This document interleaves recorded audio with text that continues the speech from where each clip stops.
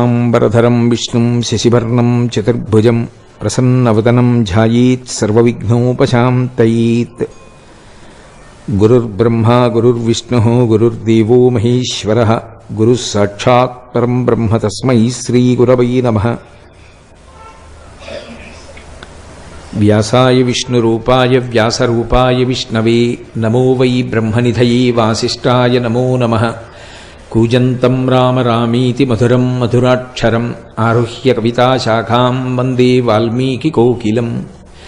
శ్రుతిస్మృతిపురాణానాం ఆలయం కరుణాలయం నమామి భగవత్పాదశంకరం లోకశంకరం. వాగర్ధావివ సంపృక్తౌ వాగర్ధప్రతిపత్తయే జగతః పితరౌ వందే పార్వతీ పరమేశ్వరౌ. సూక్తిం సమగ్రయతున స్వయమేవ లక్ష్మీః శ్రీరంగరాజమహిషీ మధురైః కటాక్షైః. వైదగ్ధ్యవర్ణగుణగుంభనగౌరవైర్యాం కండూలకర్ణకుహరాः కవయోధయంతి. హైమోర్ధ్వపుండ్రమజహన్మకుటం సునాసం మందస్మితం మకరకుండలచారుగండం బింబాధరం బహుళదీర్ఘకృపాకటాక్షం. శ్రీవేంకటేశముఖమాత్మనిసన్నిధత్తాం. విమలపటీ కమలకుటీ పుస్తకరుద్రాక్షసస్తహస్తపుటీ కామాక్షీ పక్ష్మలాక్షీ కలిత విపంచీ విభాసి వైరించీ. మనోజవం మరుతతుల్యవేగం జితేంద్రియం బుద్ధిమతాం వరిష్టం వాతాత్మజం వనరయూధముఖ్యం శ్రీరామదూతం శిరసా నమామి. ఆపదామపహర్తారం దాతారం సర్వసంపదాం లోకాభిరామం శ్రీరామం భూయో భూయో నమామ్యహం. జయత్యతిబలో రామో లక్ష్మణశ్చ మహాబలః రాజాజైతి సుగ్రీవో రాఘవేణాభిపాలితః. దాసోహం కోసలేంద్రస్య రామస్యాక్లిష్టకర్మణః హనుమాన్ శత్రుసైన్యానాం నిహంతా మారుతాత్మజః. నరావణసహస్రం మే యుద్ధే ప్రతిఫలం భవేత్ శిలాభిస్తు ప్రహరతః పాదపైశ్చ సహస్రశః. అర్దయిత్వా పురీం లంకాం అభివద్యత మైథిలీం సమృద్ధార్థో గమిష్యామి విశతాం సర్వరక్షసాం. ధర్మాత్మా సత్యసంధశ్చ రామో దశరథిర్యది పౌరుషే చ ప్రతిద్వంద్వశరైనం జహిరావణిం. హరి ఓం. పరమేశ్వర స్వరూపైన సభకి నమస్కారం. స్వామి హనుమ ఒక పరమాద్భుతమైనటువంటి స్వరూపం, గొప్ప మంగళప్రదుడు. ఆయన ఎక్కడ చెప్పుకున్నా నేను ఈశ్వరుడను అని కానీ, నన్ను పూజించండి అని కానీ, నేను మీకు ఇటువంటి సౌఖ్యాన్ని కటాక్షిస్తాను అని కానీ ఎక్కడా చెప్పరు. నేను ఇప్పుడే ప్రార్థనా శ్లోకం చేస్తూ జయమంత్రం చదివాను. దాన్ని పెద్దలు జయమంత్రము అని పిలుస్తారు. అది సుందరకాండలో స్వామి హనుమ తోరణం మీద కూర్చుని చెప్పినటువంటి శ్లోకాలు. అందులో ఆయన దాసోహం కోసలేంద్రస్య రామస్య క్లిష్టకర్మణః హనుమాన్ శత్రుసైన్యానాం నిహంతా మారుతాత్మజః అంటారు. నేను రామదూతని, నేను రామ సచివుణ్ణి, అలాగే నేను రాముని యొక్క దాసాన దాసుణ్ణి అంటారు. ఆయన అంత కష్టపడి 100 యోజనముల సముద్రాన్ని దాటి ఈవలి ఒడ్డునకు వచ్చి కాంచనలంకలో శిశుపావృక్షం కింద సీతమ్మ తల్లి యొక్క దర్శనం చేసి ఆ తల్లిని తన వాక్కుల చేత ఊరడించి రామచంద్రమూర్తి ఇచ్చినటువంటి అభిజ్ఞానమైన ఉంగరాన్ని ఇచ్చేటప్పుడు కూడా అమ్మా నా పేరు ఇది అని కానీ, నేను ఇటువంటి వాణ్ణి అని కానీ ఎక్కడా చెప్పలేదు. వానరోహం మహాభాగే దూతో రామస్య ధీమతః, నేను రామచంద్రమూర్తి యొక్క దూతను అని చెప్పుకున్నారు. అంతటి వినయ సంపత్తి కలిగినటువంటి వారు.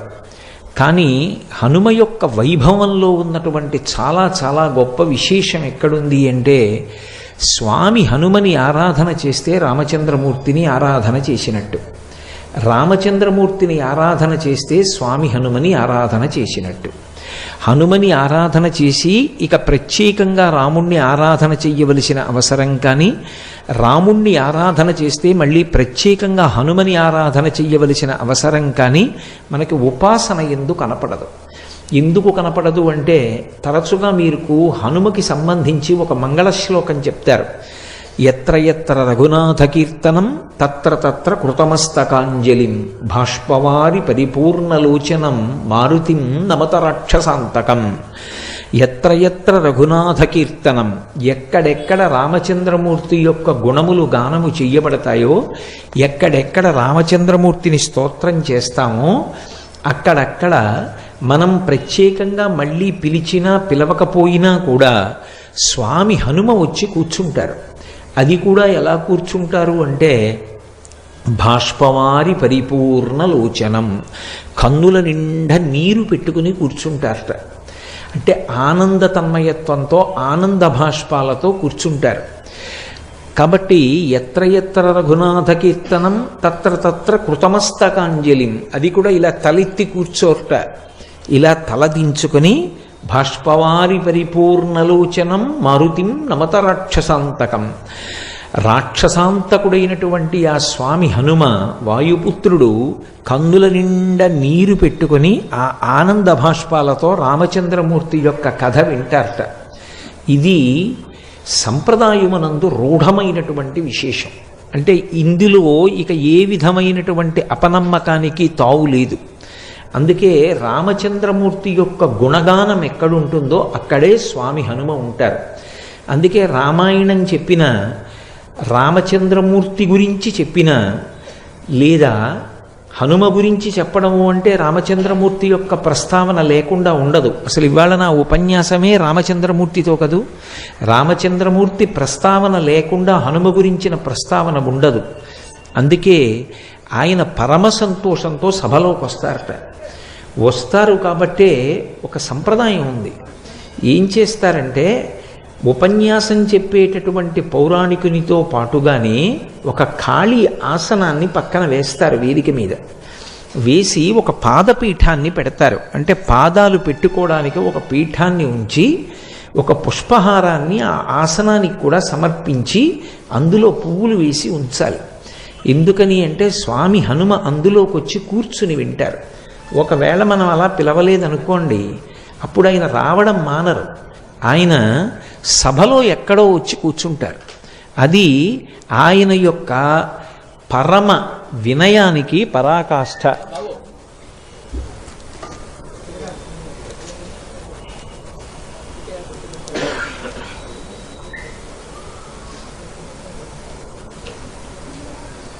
అలా వదిలిపెట్టేసేయండి, నేను రాకముందన్నా చేసుకోండి, లేదా మానేసేయండి. హరి ఓం. కాబట్టి రామచంద్రమూర్తి ఎక్కడ ఉంటారో, రామచంద్రమూర్తి గుణగానం ఎక్కడ జరుగుతుందో అక్కడ స్వామి హనుమ ఉంటారు. అందుకే శృంగగిరి పీఠాధిపత్యం వహించినటువంటి మహాపురుషులు చంద్రశేఖర భారతీ మహాస్వామి వారు ఎప్పుడైనా సుందరకాండ పారాయణ చేస్తే తప్పకుండా పక్కన ఒక ఆసనం వేసి పారాయణ చేసేవారు. రాముణ్ణి స్తోత్రం చేస్తే, రామనామం చెప్తే, రాముని యొక్క వైభవాన్ని కీర్తిస్తే చాలు, హనుమ ప్రసన్నులైపోతారు. రెండు, ఆయనకి వరం. ఎక్కడెక్కడ రామ కథ చెప్పబడుతుందో, ఎక్కడెక్కడ రామనామం చెప్పబడుతుందో అక్కడక్కడ ఆయన అనుగ్రహ ప్రదాతయ్యి ఉంటారు. అక్కడక్కడ ఆయన ఉండి వచ్చినటువంటి సభలోని వారందరినీ కూడా అనుగ్రహిస్తారు. అలాగే స్వామి హనుమ గురించి ఎక్కడ ప్రస్తావన చెయ్యబడుతుందో అక్కడ సీతారాములు ఉంటారు. హనుమ గురించి మాట్లాడుతున్నాం అనుకోండి, ఇక పిలవక్కర్లేదు, సీతారాములు ఉంటారు. అందుకే ఉపాసనలో హనుమంతుని యొక్క వైభవం ఎక్కడుంది అంటే ఆయనకి చేసినటువంటి పూజ సీతారాములకు చేసిన పూజయే. మీరు పాలకి నీటికి వేరువేరుగా పూజ చెయ్యక్కర్లేదు. పాలలో నీళ్లు కలిసి ఉన్నాయనుకోండి, ఒక్క పాత్రలో నీళ్లు కలిసిన పాల నుంచి పూజ చేస్తే పాలకి నీటికి కలిపి పూజ చేసినట్టే. అలాగే తన యొక్క ఉపాసన బలం చేత రామచంద్రమూర్తి ఎందే ఉండేటటువంటి స్వామి హనుమ మళ్ళీ ప్రత్యేకంగా ఆయనకి రాముడి కన్నా వేరుగా ఉపాసన చెయ్యవలసిన అవసరం ఉండదు. అందుకు ఎత్ర ఎత్ర రఘునాథ కీర్తనం తత్ర తత్ర కృతమస్తకాంజలిం అనడానికి కారణం. అంతగా అవిభాజ్యమై ఉంటారు. నేను దాసాన దాసుణ్ణి అని చెప్పినా, నేను రామదూతని అని చెప్పినా, నేను సుగ్రీవ సచివుణ్ణి అని ఆయన చెప్పినా, వాయుపుత్రుణ్ణి అని ఆయన చెప్పినా, ఆయన తనంత తానుగా భక్తకోటికంతటికీ కూడా విశేషమైనటువంటి అనుగ్రహాన్ని ప్రసరించగలిగినటువంటి అద్భుతమైనటువంటి స్వరూపం. మీరు జాగ్రత్తగా గమనిస్తే హనుమ యొక్క రూపం వానర రూపం. వానర రూపమైనటువంటి ఆ స్వామిని సుందరాతి సుందరుడు అని పిలుస్తారు. అందుకే ఆయన యొక్క వీర విజృంభణం ఉన్నటువంటి కాండ సుందరకాండ.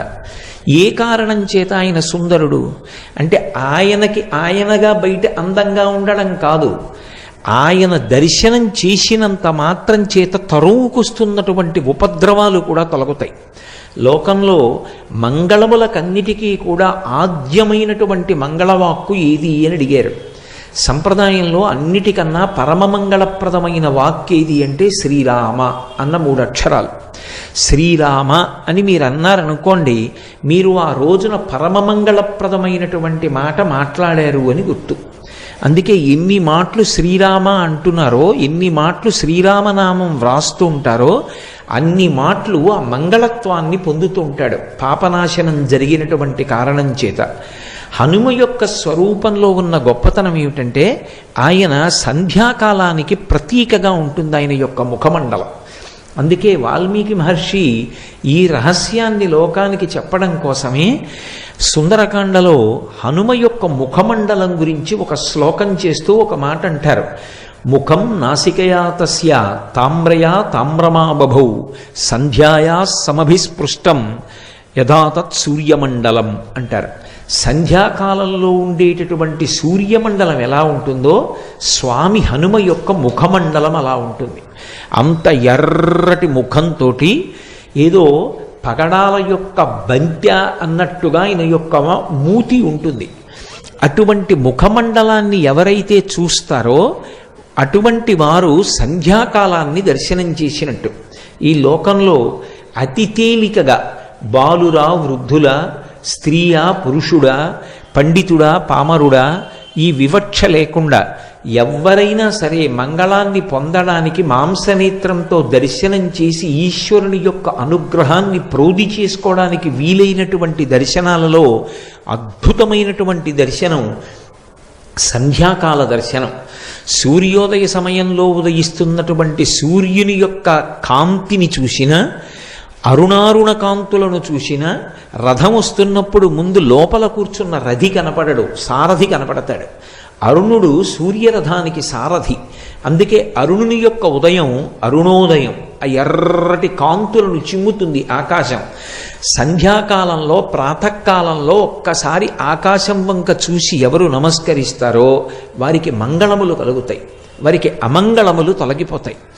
అలాగే స్వామి హనుమ యొక్క ముఖమండలము సంధ్యాకాలమునందు ఆకాశము ఎటువంటి మంగళాన్ని ఇవ్వగలిగినటువంటి శక్తితో దీప్తిని పొంది ఉంటుందో అటువంటి దీప్తిని పొంది హనుమ యొక్క ముఖమండలం ఉంటుంది. అందుకే సంధ్యాయా సమభిస్పృష్టం యథాతత్ సూర్యమండలం. ఆయన ముఖం నాసికయా తస్య తామ్రయా తామ్రమా బభౌ. ఆయన యొక్క ముఖము, ఆయన యొక్క నోరు, ఆయన యొక్క ముక్కు ఎర్రగా పగడాల ముద్దలా ఉంటుంది. అలా ఎర్రగా ఉన్నటువంటి ముఖమండలం వంక ఒక్కసారి మీరు చూసి ఒక్క నమస్కారం చేశారనుకోండి, అది పరమమంగళములను ఇవ్వగలుగుతుంది.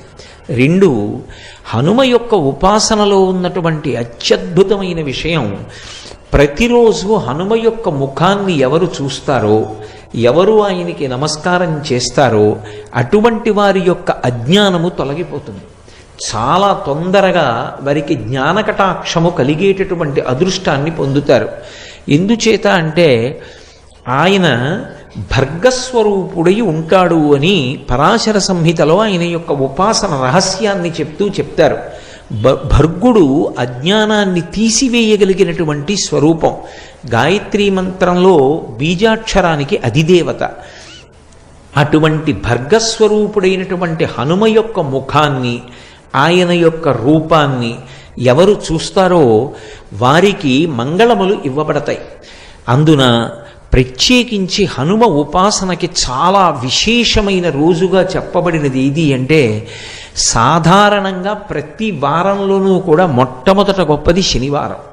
శనివారం నాడు స్వామి హనుమ యొక్క ఉపాసనకి అత్యంత ప్రీతిపాత్రమైన రోజు. ఆయన అవతార స్వీకారం చేసింది కూడా స్థిరవారం శనివారం నాడే చేశారు. వైశాఖమాసి కృష్ణాయాం అని ఆయన మందవాసరి దశమ్యాం మందవాసరి దశమి తిథి నాడు శనివారం నాడే ఆయన ఆవిర్భవించారు. శనివారం ఆయన ఉపాసనకి చాలా శ్రేష్టమైనటువంటి రోజు. ఎందుచేత అంటే ఆ రోజు ప్రారంభం శనిహోరతో ప్రారంభమవుతుంది. శనీశ్వర గ్రహాన్ని తన తోకకి చుట్టి ఆయన మీద శని యొక్క ప్రభావం లేకుండా చూసి శిక్షించినటువంటి వారు స్వామి హనుమ. అప్పుడు శరీరము శిథిలమై స్వామి హనుమని ప్రార్థన చేశాడు శనీశ్వరుడు. అయ్యా, నీ చేత నేను ఇప్పటికే చాలా హింసింపబడ్డాను, నన్ను నీ తోక నుంచి విడిపించు, నీకేం కావాలడుగని అడిగాడు. అడిగితే స్వామి హనుమ శనీశ్వరుని నుండి ఒక మాట పుచ్చుకున్నారు. ఎవరు నాకు పరమ భక్తులై ఉంటారో అటువంటి వారి జోలికి నువ్వు వెళ్ళకూడదు. ఒకవేళ జాతకంలో శనీశ్వరుని యొక్క ప్రభావం చాలా విశేషంగా ఉండేటటువంటి వారు కూడా హనుమ యొక్క అనుగ్రహానికి నోచుకున్నవారైతే అటువంటి వారందరికీ కూడా శనీశ్వర గ్రహం యొక్క ప్రభావం విశేషంగా ఉండేటటువంటి అవకాశం ఉండదు. అది హనుమ పుచ్చుకున్నటువంటి మాట. అందుకే హనుమదుపాసన శనివారం నాడు చేస్తే శనీశ్వర గ్రహం ఆనుకూల్యతని పొందుతుంది. పొంది బాధించడం అనేటటువంటిది ఉండదు. రెండవది, మాసములలో మార్గశీర్ష మాసంలో శనివారం నాడు స్వామి హనుమని ఉపాసన చేసినట్లయితే అది చాలా విశేషమైనటువంటి ఉపాసన. మనకి అదృష్టం ఏమిటంటే మనం ఇవాళ మార్గశీర్ష మాసంలో శుక్లపక్షంలో ఇవాల్టి రోజున శనివారం నాటి సాయంకాలమే హనుమ యొక్క వైభవం గురించి ఆయన ప్రాంగణంలోనే కూర్చుని మాట్లాడుకుంటున్నాం. ఇది నిజంగా స్వామి హనుమ యొక్క అనుగ్రహ విశేషం. అంతటి మహానుభావుడైనటువంటి హనుమ 5 అంకె చేత ప్రీతి పొందుతారు. ఒక్కొక్క దేవతకి ఒక్కొక్క లక్షణం ఉంటుంది. మీరు విఘ్నేశ్వరుడి విషయంలో చూస్తే 16 అంకెకి ఒక ప్రీతి. ఆయనకన్నీ 16 కుడుములు, 16 ఉండ్రాళ్ళు, 16 రకాల పత్రులు, 16 రకాల పువ్వులు, 16 రకాలైనటువంటి నైవేద్యాలు, 16 నామాలు. సుముఖశ్చైకదంతశ్చ కపిలో గజకర్ణకః లంబోదరశ్చ వికటో విఘ్నరాజో గణాధిపః ధూమకేతుర్గణాధ్యక్ష ఫాలచంద్రో గజాననః వక్రతుండ శూర్పకర్ణో హిరంబస్కందపూర్వజః షోడశైతాని నామాని యప్పటే శృణుయాదపి విద్యారంభే వివాహే చ ప్రవేశే నిర్గమే తథా సంగ్రామే సర్వకార్యేషు విఘ్నస్తస్య న జాయతే. షోడశైతాని నామాని 16 అంకె మీద విఘ్నేశ్వర తత్వం నడుస్తుంది. ఆయనకి 16 ప్రీతిని కాదు, తత్వం 16 మీద వెడుతుంది. అలాగే పరమశివుని యొక్క తత్వం 8 మీద వెడుతుంది. అందుకే అష్టమూర్తి తత్వము అని పిలుస్తారు. మీరు హనుమకి సంబంధించినంత వరకు ఆయన యొక్క విశేషం, ఆయన తత్వం 5 అంకె మీద నడుస్తుంది. అందుకే హనుమకి 5 పదార్థములను నివేదన చేస్తారు. 5 రకాలైనటువంటి పత్రముల చేత పూజ చేస్తారు. పంచముఖములతో కూడినటువంటి ఆంజనేయ స్వామి యొక్క ఉపాసనా విధానం ప్రత్యేకంగా ఉంటుంది. ఆయనకు ఒక దీక్ష ఉంది పరాశర సంహితలో, హనుమద్దీక్ష అని దీక్షా స్వీకారం చేస్తారు. చేసినప్పుడు అందులో అతి తక్కువ కాలం దీక్ష 5 రోజులు. 5 అంకె చేత ఆయన తత్వం ప్రకాశిస్తూ ఉంటుంది. హనుమ యొక్క అవతార ఆవిర్భావ సమయంలో లోకానికంతటికీ కూడా సృష్టికర్త అయినటువంటి చతుర్ముఖ బ్రహ్మగారు ఆయన యొక్క వైభవాన్ని కీర్తిస్తూ ఒక మాట అన్నారు. అమిత్రాణం భయకరో మిత్రాణం అభయంకర అని చెప్పారు. దేవతలందరూ తమ తమ శక్తుల్ని హనుమకి ధారపోశారు. అది కూడా చాలా విశేషంగా. ఎలా? ఏ దేవత యొక్క ఆయుధానికి కూడా హనుమ కట్టుబడరు. ఆయన్ని నిర్జించడం సాధ్యం కాదు. అంతటి మహానుభావుడై, అంతటి బలవంతుడై ఆయన నిలబడితే బ్రహ్మగారు ఆయన్ని కీర్తిస్తూ ఒక మాట అన్నారు. ఇది హనుమత్ తత్వానికి జీవమైనటువంటి మాట.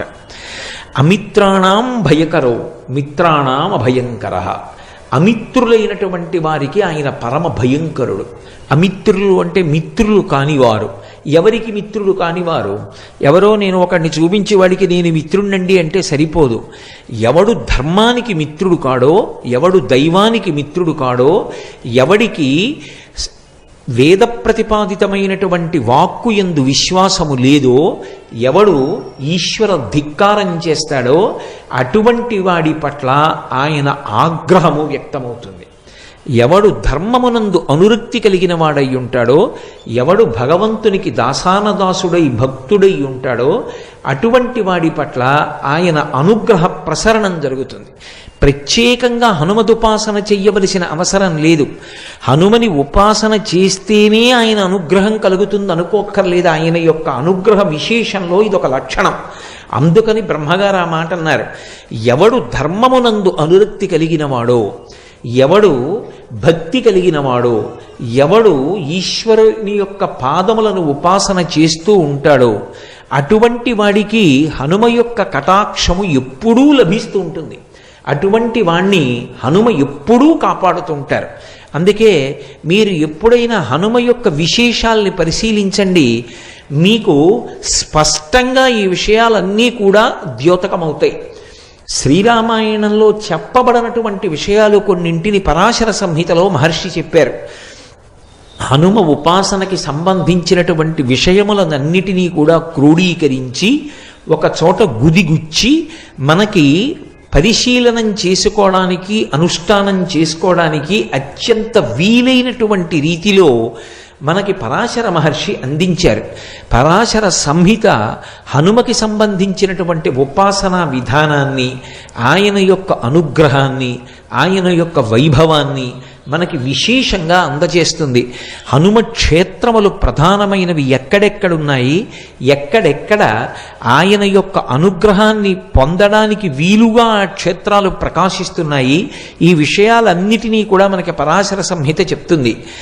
మీరు హనుమ వైభవాన్ని, హనుమకి ధర్మము పట్ల ఉండేటటువంటి అనురక్తిని, ఆయన భక్తుడైనటువంటి వాణ్ణి కాపాడేటటువంటి రీతిని, ఆయనకి ఎదురు నిలబడగలిగినటువంటి వాడు లోకంలో ఎవ్వరూ ఉండడు అనేటటువంటి రూఢమైన సత్యాన్ని ప్రకాశింపచేసేటటువంటి రీతిలో రచింపబడి మనకి అందివ్వబడిన పరాశర సంహితని పరిశీలనం చేస్తే కొన్ని అద్భుతమైనటువంటి విశేషాలు ద్యోతకమవుతాయి. శ్రీరామాయణంలో ప్రస్తావించబడకపోయినప్పటికీ మైరావణోపాఖ్యానము అని ఒక ఉపాఖ్యానాన్ని పరాశర సంహితలో మహర్షి చెప్తారు. రావణాసురుని యొక్క శరీర బంధువు మైరావణుడు. రావణాసురుడు ఎంత ప్రమాదకారియో మైరావణుడు కూడా అంతే ప్రమాదకారి. పైగా విశేషమైనటువంటి మాయాశక్తులను కూడా తీసుకుని ఉన్నవాడు. ఎంతటి మాయకైనా సరే లోకాన్ని వశం చెయ్యగలిగినటువంటి వాడు. అటువంటి వాడు పాతాళంలో ఉన్నటువంటి లంకాపట్టణానికి అధిపతి అయి ఉన్నాడు. ఆ మైరావణునికి ఒక చెల్లెలు ఉండేది, ఆమె పేరు దుర్దండి. ఆ చెల్లెలు దుర్దండికి ఒక కుమారుడు ఉండేవాడు, అతని పేరు కాలమేఘుడు. ఒకప్పుడు దేవర్షి అయినటువంటి నారద మహర్షి లోక సంచారం చేస్తూ పాతాళంలో ఉన్నటువంటి లంకాపట్టణానికి వెళ్ళారు. వెళ్ళి ఆ కాలమేఘుడు అనబడేటటువంటి వ్యక్తిని చూశారు. చూసి ఆయన కొన్ని మాటలు చెప్పారు. మనం వెంకటేశ్వర సుప్రభాతంలో చెప్తుంటామే, రేఖామయద్ధశుధాకలచాత పత్ర వజ్రాంకుశాంబురుహ కల్పక శంఖ చక్రై భవ్యైరలంకృతతలౌ పరతత్వ చిహ్నై శ్రీవేంకటేశ చరణౌ శరణం ప్రపద్యే అని. అలా ఆ కాలమేఘుని యొక్క పాదముల యందు కొన్ని అద్భుతమైనటువంటి రేఖలున్నాయి. ఆ రేఖలు ఎవరికి ఉంటాయో అటువంటి వాడు చాలా ఉత్తముడై, పరమ భాగవతోత్తముడై, చాలా గొప్ప చక్రవర్తి కాగలడు. అందుకని ఈ పాతాళలోకంలో ఉండేటటువంటి లంకాపట్టణాన్ని ఈ నీలమేఘుడు పరిపాలన చేస్తాడు. కొంతకాలం అయిన తర్వాత ఇతని పరిపాలనలో ఈ పాతాళలోకానికి చాలా వైభవం కలుగుతుంది అని చెప్పి నారద మహర్షి వెళ్ళిపోయారు. ఇది విన్నాడు మేనమామ అయినటువంటి మైరావణుడు. తన మేనల్లుడు ఆ నీలమేఘుడు ఎక్కడ చక్రవర్తి అవుతాడో, చాలా గొప్ప కీర్తి ప్రతిష్టలు తెచ్చుకుంటాడో, భగవద్భక్తుడై ప్రకాశిస్తాడో, ధర్మమునందు అనురక్తి కలిగిన వాడవుతాడోనని ఆయనని పెద్ద పెద్ద బరువైన ఇనప గొలుసులతో బంధించాడు. సోదరి అని కూడా చూడకుండా తోడపుట్టినటువంటి దుర్దండిని కూడా ఇనప గొలుసులతో బంధించాడు. తనని కన్న తండ్రిని కూడా బంధించి చెరసాలలో ఉంచాడు. వీళ్ళు ఈ పెద్ద పెద్ద ఇనప గొలుసులు మోసుకుంటూ నడవలేక తిరుగుతూ ఉండేవారు. కొద్ది దూరం నడవాలంటే కష్టం. అటువంటి శిక్ష వేశాడు వాళ్ళకి. ఈ సోదరి అయిన దుర్దండి, ఆమె కుమారుడైనటువంటి ఆ నీలమేఘుడు పడరాని ఇడుములు పడుతున్నారు మైరావణుని యొక్క రాజ్య పరిపాలన యందు. ఇలా ఉండగా ఒకప్పుడు రామచంద్రమూర్తి సముద్రానికి సేతువు కట్టి లంకాపట్టణాన్ని చేరుకుని సీతమ్మ తల్లిని తిరిగి పొందడం కోసమని రావణాసురుడితో యుద్ధం చేయడానికి సంకల్పించినటువంటి రోజులలో రామచంద్రమూర్తిని లక్ష్మణస్వామిని అపహరించి తీసుకుని వెళ్ళిపోయి కీడు తెలపెట్టడం తనకి సాధ్యం కావడం లేదని నిశ్చయానికి వచ్చినటువంటి దురాత్ముడైనటువంటి రావణాసురుడు తన బంధువు మేనమామ అయినటువంటి మైరావణుణ్ణి ఆశ్రయించి ఎలాగైనా సరే రామలక్ష్మణుల్ని అపహరించి తీసుకుని వెళ్ళి నిర్జించమని కోరాడు. ఆ రోజులలో స్వామి హనుమ తన యొక్క వాలము చేత, తోక చేత ఒక పెద్ద ప్రాకార నిర్మాణం చేస్తుండేవారు రాత్రివేళ. అందులో వానర సైన్యం అంతా పడుకునేది. ఆయన తన తోకనే ప్రాకారంగా పెట్టి ఉండేవారు. ఆ తోక దాటి వెళ్ళడం లోపలికి ఎవరికి సాధ్యమయ్యేది కాదు. ఈ వార్త మైరావణుడికి వెళ్ళింది. రామలక్ష్మణుల్ని అపహరించాలి. ఎలా అపహరించడం ఆలోచన చేశాడు. ఆయన దగ్గర సూచీముఖుడు అని ఒక రాక్షసుడు ఉండేవాడు. మేకు ఎలా ఉంటుందో ఆయన ముఖం అలా ఉంటుంది. అంత వాడి అయినటువంటి ముఖం. దానితో ఎంత పటిష్టమైనటువంటి ప్రాకారాన్నైనా సరే ఆయన బద్దలు కొట్టి రంధ్రం చేయగలడు. సూచీముఖుణ్ణి పిలిచి, నువ్వు హనుమ వాలంతో తయారు చేసినటువంటి ప్రాకారాన్ని భేదించి లోపలికి వెళ్ళి నీ మాయలు చూపించి రామలక్ష్మణుల్ని ఒక పెట్టెలో పెట్టి తీసుకురమ్మన్నాడు. సూచీముఖుడు వెళ్ళాడు. వెళ్ళి హనుమ యొక్క వాలం దాకా వెళ్ళి తన ముఖంతో ఆ వాల సంబంధ ప్రాకారాన్ని భేదించడానికి ప్రయత్నించాడు. ఆయన తోకలోంచి ఒక వెంట్రుక పైకొచ్చింది. ఆ వెంట్రుక సూచీముఖుని యొక్క ముఖానికి తగిలి ఆ ముఖం బద్దలైపోయి నెత్తురోడుతున్న ముఖంతో సూచీముఖుడు మైరావణుడి దగ్గరికి వెళ్ళాడు. వెళ్ళి, అయ్యా, హనుమ వాలమునకు ఉన్న ఒక తోక తగిలితే నా ముఖం పగిలిపోయింది, ఇక నేనేం భేదించగలను, నా వల్ల కాలేదన్నాడు. వెంటనే ఆయన మూషికముఖుడు అని పిలవబడేటటువంటి వేరొక రాక్షసుణ్ణి పిలిచాడు. ఆయన ఎలుక ముఖం ఉన్నవాడు. ఆయన కూడా ఎంత దుర్భేద్యమైన దానికైనా రంధ్రం చేయగలడు. నువ్వు వెళ్ళి రంధ్రం చేసి అపహరించమన్నాడు. వెంటనే ఆ మూషికముఖుడు బయలుదేరి వచ్చి హనుమ తోకని స్పృశించగానే ఆయన ముఖం కూడా బద్దలైపోయింది. అంతటి తేజోవంతమైన స్వరూపం. అందుకే హనుమ యొక్క మూర్తికి ఒక్క నమస్కారం చేస్తే చాలు, తరువుకొస్తున్నటువంటి దురితాలు, ఉపద్రవాలు కూడా పక్కకి తొలగిపోతాయి అని చెప్తారు. మనకి రహదారుల వెంట ఎక్కడ చూసినా పూర్వం పెద్ద పెద్ద హనుమన్ మూర్తిని పెట్టి ఉంచేవారు. ఎందుకంటే అంతంత పెద్ద పెద్ద చెట్లని ఆశ్రయించి ఏ ఉగ్రభూతములుంటాయో ప్రయాణం చేస్తున్న వాళ్ళకి ప్రమాదాలు కలగకూడదని ప్రతి ఊరి వాళ్ళు కూడా ఊరి బయట రహదారి పక్కన హనుమన్మూర్తిని ఉంచి తమ ఊరు దాటి పక్క ఊరు వెళ్లే వరకు ప్రయాణికులకు ఇబ్బంది కలగకుండా క్షేమాన్ని ఆశించి తమ వంతు సహాయంగా హనుమన్మూర్తులను ప్రతిష్ఠ చేస్తూ ఉండేవారు. ఇప్పటికీ మీకు తూర్పుగోదావరి జిల్లా, పశ్చిమ గోదావరి జిల్లాల్లో కాలవ ఒడ్డున వెళ్ళిపోతుంటే ప్రతి ఊళ్ళో మొట్టమొదట స్వామి హనుమ యొక్క మూర్తి దర్శనం అవుతుంది. ఆయన కనపడ్డారు అంటే చాలు మనసుకి ప్రశాంతత. అటువంటి మహాద్భుతమూర్తి అయినటువంటి ఆ స్వామి యొక్క వాలానికి రంధ్రం చేయడానికి ప్రయత్నించాడు మూషికముఖుడు. ఆయన వాలమునకు తన ముఖం తగలగానే మూషికముఖుని యొక్క ముఖం కూడా బ్రద్దలైపోయింది. ఏడుస్తూ నెత్తురు కారుతూ మైరావణుడి దగ్గరికి వెళ్ళాడు. ఆయన వెంటనే పాషాణభేది అని పిలవబడేటటువంటి ఇంకొక రాక్షసుణ్ణి పిలిచాడు. వజ్రాన్ని కూడా బదలగొట్టగలడు తన ముఖంతో. వజ్రం వజ్రేన భిన్నయేత్ అని లోకంలో సామెత. వజ్రం వజ్రానికే బదలవుతుంది. అటువంటిది వజ్రాన్ని కూడా భేదించగలిగినటువంటి పాషాణభేది అనేటటువంటి శక్తి కలిగినటువంటి ముఖమున్న రాక్షసుణ్ణి పిలిచి ఆ వాల ప్రాకారానికి రంధ్రం చేసి రామలక్ష్మణుల్ని అపహరించమన్నాడు. ఆయన ప్రయత్నించాడు, విఫలుడైపోయాడు. తిరిగి వచ్చాడు, మైరావణుడికి చెప్పాడు. వేరొక మార్గం లేదు, ఆయన అనుగ్రహిస్తే తప్ప లోపలికి వెళ్ళడం కుదరదు, రామలక్ష్మణుల్ని అపహరించలేం. ఆలోచించి మైరావణుడు విభీషణుడి యొక్క రూపాన్ని పొందాడు. ఎందుకని అంటే వాళ్ళు కామరూపులు, కావలసినటువంటి రూపాన్ని పొందుతారు. విభీషణుడి రూపాన్ని పొంది ఒక పెద్ద పెట్టొకటి చేత్తో పట్టుకొని స్వామి హనుమ పాదముల దగ్గరకు వెళ్ళి నిలబడి పైకి చూసి హనుమకి నమస్కారం చేసి, హే హనుమ, మీరు ఇక్కడ కాపలా ఉండబట్టి ఆ వాలప్రాకారంలో రామలక్ష్మణులు ఇద్దరూ హాయిగా నిద్రపోతున్నారు.